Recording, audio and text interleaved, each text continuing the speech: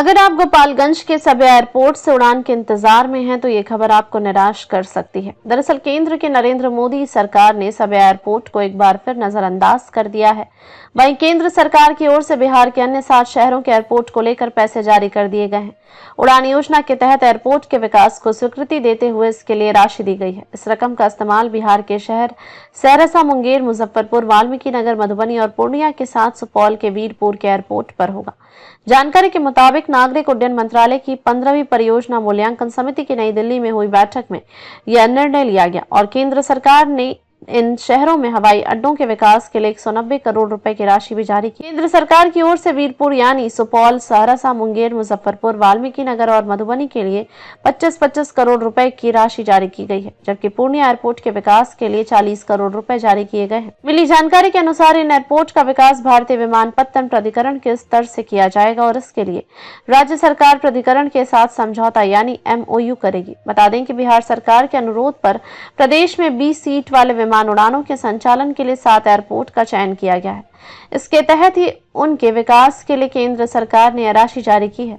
यह रकम ऐसे समय में दी जा रही है जब बिहार में विधानसभा चुनाव होने वाले हैं। बिहार में विधानसभा चुनाव को ध्यान में रखकर डेवलपमेंट से जुड़े प्रोजेक्ट को लेकर गतिविधियां तेज हो गई हैं। वहीं बड़े नेताओं का आना जाना शुरू हो गया है। इसी कड़ी में पीएम नरेंद्र मोदी मधुबनी आ रहे हैं। जानकारी के मुताबिक पीएम मोदी मधुबनी एयरपोर्ट का शिलान्यास करेंगे। फिलहाल इस इलाके के लोग दरभंगा एयरपोर्ट पर निर्भर हैं, लेकिन मधुबनी में एयरपोर्ट शुरू होने से झंझारपुर, जयनगर, नेपाल सीमा और ग्रामीण क्षेत्रों के लोगों को सीधा लाभ मिलेगा। यह परियोजना केवल यातायात सुविधा नहीं बल्कि इस पूरे क्षेत्र के व्यापार, रोजगार और पर्यटन की भी एक नई दिशा देगी। मधुबनी अपनी मिथिला पेंटिंग, लोक परंपरा और भाषाई विविधता के लिए दुनिया भर में मशहूर है। एयरपोर्ट बनने से अब यहाँ का स्थानीय उद्योग भी राष्ट्रीय और अंतर्राष्ट्रीय बाजारों से जुड़ सकेगा। उड़ान योजना से राज्य सरकार के स्वामित्व वाले हवाई अड्डों के विकास में से राज्य में नगर विमान संरचना में बढ़ोतरी होगी। वहीं बाढ़ जैसी आपदा में इन एयरपोर्ट के माध्यम से आपदा और राहत के कार्य आसानी से किए जा सकेंगे। इन 7 शहरों में पूर्णिया और पश्चिम चंपारण का वाल्मीकि नगर बेहद महत्वपूर्ण है। सीमावर्ती क्षेत्र होने के कारण पूर्णिया से नागरिक विमानों का संचालन होता क्षेत्र के लोगों के लिए बड़ी उपलब्धि वाला है।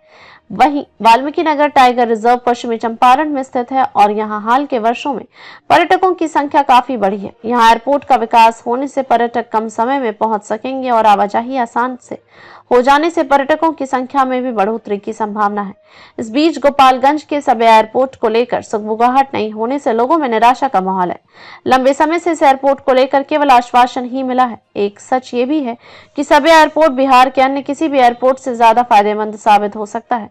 दरअसल गोपालगंज और आसपास के क्षेत्रों जैसे सिवान, छपरा, पूर्वी और पश्चिमी चंपारण में बड़ी संख्या में लोग खाड़ी देशों में काम करते हैं। यहाँ से हवाई सेवा शुरू होने से इन प्रवासी श्रमिकों को यात्रा में सुविधा होगी, जिससे समय और धन की बचत होगी। इससे विदेशी मुद्रा की आवक बढ़ेगी और स्थानीय अर्थव्यवस्था को बल मिलेगा। साथ ही एयरपोर्ट के निर्माण और संचालन से रोजगार के नए अवसर भी पैदा होंगे। अभी गोपालगंज और आसपास के जिलों के लोगों के लिए हवाई यात्रा के लिए पटना या गोरखपुर जैसे दूर के हवाई अड्डों पर जाना पड़ता है। सब एयरपोर्ट चालू होने से उत्तरी बिहार और पूर्वी उत्तर प्रदेश के लोगों को सीधी हवाई कनेक्टिविटी मिलेगी, जिससे यात्रा आसान और तेज होगी।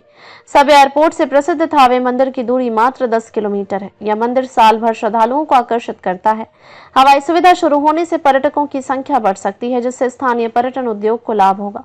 बता दें कि यह एयरपोर्ट 1868 में ब्रिटिश शासन के दौरान बनाया गया था और द्वितीय विश्व युद्ध में इसका उपयोग हुआ था। चीन की सीमा के नजदीक होने के कारण यह रक्षा के लिहाज से भी संवेदनशील रहा है। इसे पुनर्जन करने से न केवल नागरिक उड्डयन को बढ़ावा मिलेगा बल्कि जरूरत पड़ने पर रणनीतिक उपयोग भी संभव हो सकता है।